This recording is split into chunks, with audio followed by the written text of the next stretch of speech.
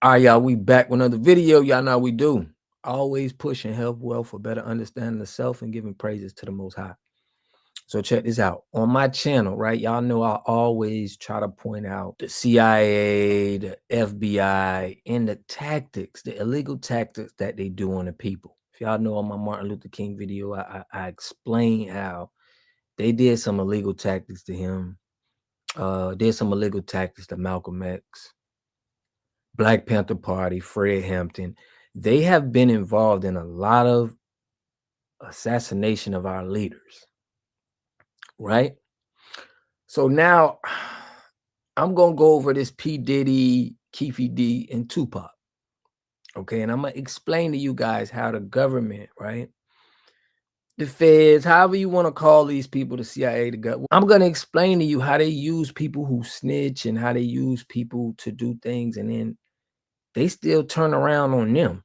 So a lot of us think because we can go to the police or we can go to the feds and we could tell on other people to get our time cut off. But it doesn't, they don't care about you, bro. Their goal is to get numbers and run it up through taking as many of our people, our leaders out as possible. Either that's finance, organizations that's going to help our communities. It's not just bad guys that they're going after. You could be a perfectly citizen that's just trying to help your people, and you can get people that align themselves with the feds to kind of want to turn it down. And I showed y'all evidence of that with Darhart Perry, William O'Neill. They even can get people in jail and give them some time cut off, and then they'll get their job done with you because you just want to come home. And this shouldn't be done. Entrapment law shouldn't be done. Using people as a leverage to let them out of jail early to solidify cases should not be allowed, because we're seeing a lot of illegal tactics that they use to convict people. And this has been going on since the beginning of it, since they were called slave patrols.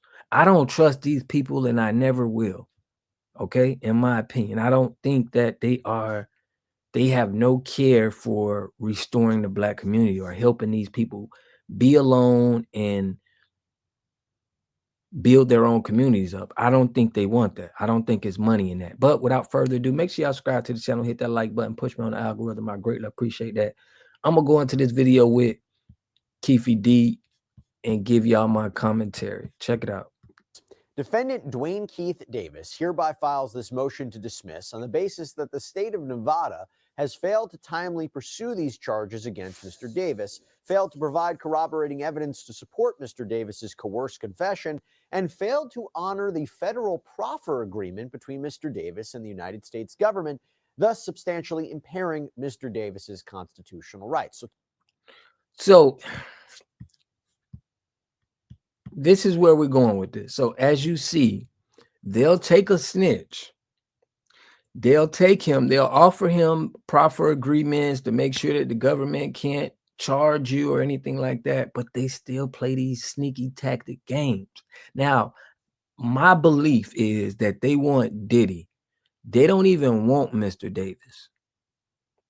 Mr. Davis is pretty much, they want Diddy, and they want to be able to get Mr. Davis to hold Diddy accountable. But they tried this back in, I'm gonna let this video play and I'm gonna explain this to y'all. But two big arguments here. One is that the government waited too long to file the murder case, 27 years. They claim that this was done maliciously. By the way, though, typically speaking, there are no statute of limitations for murder. But even if they had filed the charges sooner, this is Davis's other argument, Davis said, now check this out. There's no statute of limitations for murder. But we know as a people, we done had people hung. We done had towns burnt down. But y'all will go to the Tupac murder. You're not going to go to the 60s. You're not going to go to anything that's going to put substantial evidence on you guys for doing wrong. Like this. I know y'all handling Keefe D wrong. Y'all got him to snitch and tell you everything that he did.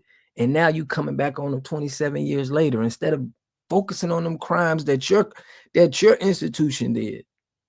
I'm gonna let him go. Because the feds, I'll tell you, bro. As He's immune from prosecution thanks to an agreement he had with investigators when he was hauled in to talk about Tupac Shakur's shooting. And listen, remember, Bill Cosby, we all remember what happened to him. His conviction for drugging and raping a woman was vacated because his due process rights were violated, since a former DA had in fact made an oral promise to Cosby that he wouldn't be prosecuted. And remember, Cosby relied on that promise to admit some incriminating things about that encounter. So a high court actually determined his conviction should be thrown out. But going back to this, the first big interview that was referenced in the filing is from a couple years after Tupac Shakur died. On July 16th, 1998, Mr. Davis was interviewed by Assistant United States Attorney Michael Terrell. Mr. Davis's attorney, Mr. Eddie Fayol, was present. The interview was considered a proffer agreement between the United States government and Mr. Davis, under which any information provided by Mr. Davis would not be prosecuted related to that information. Mr. Davis was repeatedly questioned about the alleged murder of Tupac Shakur. Mr. Davis denied knowing who shot Mr. Shakur. Mr. Davis was asked to speculate as to who shot Mr. Shakur. Mr. Davis stated it was the Compton Police Department under the direction of Suge Knight, owner of Death Row Records. Mr. Davis was asked what would be Mr. Knight's motive, and Mr. Davis responded Mr. Shakur was getting ready to leave working with Death Row Records.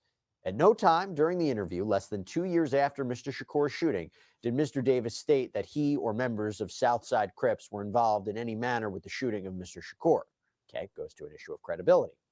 Well, Davis says he was interviewed again in 1999, and during that meeting, he denied that his nephew Anderson was the shooter. Mr. Davis stated that Mr. Anderson was not involved in the shooting of Mr. Shakur.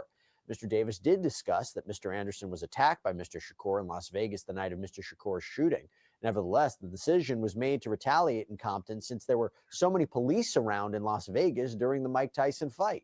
And during that interview, Davis blamed Compton police for spreading the rumor that Anderson had shot Shakur, although later we know that Davis himself would say that in public statements. But the motion to dismiss also says that Davis was offered immunity during the Biggie Smalls investigation in the early 2000s. The filing reads, the 3 LAPD and FBI agents were part of a task force to solve the shooting of rapper Notorious B.I.G., also known as Biggie Smalls, legal name Christopher Wallace. The task force, through a sophisticated criminal investigation, obtained sufficient evidence that would prove Mr. Davis was the leader of the Southside Crips and his gang was responsible for over 360 kilos of cocaine and PCP. Mr. Davis provided 3 interviews to obtain immunity from prosecution. The final interview were solely questions regarding the Tupac Shakur shooting, which Mr. Davis was also provided immunity from prosecution. So during a December 2008 interview with investigators, that is when Davis allegedly started to spill the beans about his one-time friend, Sean Combs, who he refers to as Puffy. He claims Sean Puffy Combs solicited Mr. Davis to kill Suge Knight and Tupac Shakur for $1 million. Eric Zip Martin, an associate of Puffy Combs, provided Mr. Davis with a gun to exact revenge on Tupac Shakur for the beating Mr. Anderson received. Now, Davis reportedly told the investigators that even though the job had been partially completed and Shakur was killed, neither he nor Anderson ever got paid. He later revealed that he believes Combs had paid the go-between Zip Martin, who he claims kept the money for himself. And he said much of the same thing in a 2009 interview a year later, because according to the motion to dismiss, the Las Vegas Metropolitan Police Department, as far back as 2009, was in possession of the same set of facts that the Clark County District Attorney is now alleging makes Mr. Davis responsible for the murder of Tupac Shakur. The Clark County District Attorney's Office has offered no reason as to why it waited another 14 years to prosecute a case against Mr. Davis. Mr. Davis has been irreversibly prejudiced by this unnecessary delay in prosecution of this case. So why would they wait this long? It's they know that they didn't have enough evidence on Diddy back then, but they knew he did it. I ain't gonna say they knew he did it. They know it was involvement, but they didn't have enough credibility. And with Diddy with money, that wasn't gonna stick either way, because you had people saying it, and Zip didn't admit to it. He didn't admit that, and he died too. So my point is this: the government played dirty games, and now I don't feel like the arrest of Keffe D is even. I think it has to do with Diddy. I think that they're so strong on trying to get Diddy that they're bringing up all of the stuff that they can, all right, because they know he got a strong defense and money. So it's like it ain't easy just it ain't gonna be easy just tackling Diddy down. You know, they know it's gonna be it's gonna be a war. Now, my whole thing is just to expose the government, the feds, on how the malicious games they play and how they play with our people. Okay, so let me know what y'all think about this in the comment section.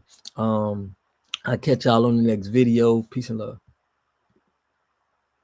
You are totally dependent on other people to take care of your needs because you don't have those roots sunk into the ground. To have a community, you must have three things to have a community in it.